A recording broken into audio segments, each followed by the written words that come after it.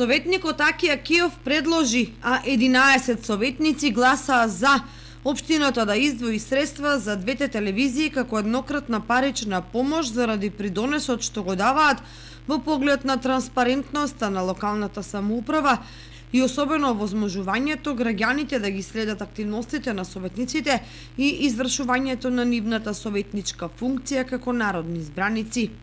Втората причина е крајно неповолната финансиска состојба во која се најдоа локалните медиуми, а поради нелогичните законски решенија за централната власт и непреземањето мерки за формирање на најавуваниот фонд за медиуми, поради што многу телевизии беа или ќе бидат затворени. Како втора точка предлагам на двете медиумски куки кои тука со нас цел ден го снимат седниците волонтерски, општината да издвои по 300.000 денара и за двете телевизиски куки. Кога пари имате за се и се што да потрошите, мислам дека е редно и за двете куки да издвоите од буџето по 300.000 денара, барем основните трошкови да си ги покриват телевизиските куки. Тоа што ќе представува проблем за практична реализација на предлогот се законските ограничувања што ги наметнува членот 102 од Законот на АВМУ. Меѓутоа, значајно е да се истакне дека во речиси сите општини во државата, локалната власт има изнајдено начин како да издвојува средства за тамошните медиуми и тоа функционира без застој.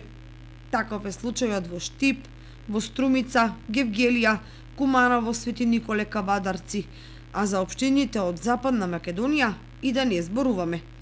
Единствено општина Кочани во 2018 година едностранно и бескомпромисно го затвори вентилот за издвојување средства за медиумите, од кои секојдневно бара услуги и покривање на настани. Например, преку општината Евана се ги пласира соопштенијата за прекиње на електрична енергија, без да им плати ниту денар на медиумите. Слична е ситуацијата и со комуналното јавно претпријатие Водовод кога се во прашање дефекти и прекини во водоснабдувањето. Што и да произлезе од иницијативата на Акиов, битно е дека советникот го сврте вниманието на Советот и на јавноста кон медиумите како значајна алка во демократските процеси во државата, а дали стручните служби и лица во локалната администрација ќе изнадат некакво решение, ќе се види наскоро.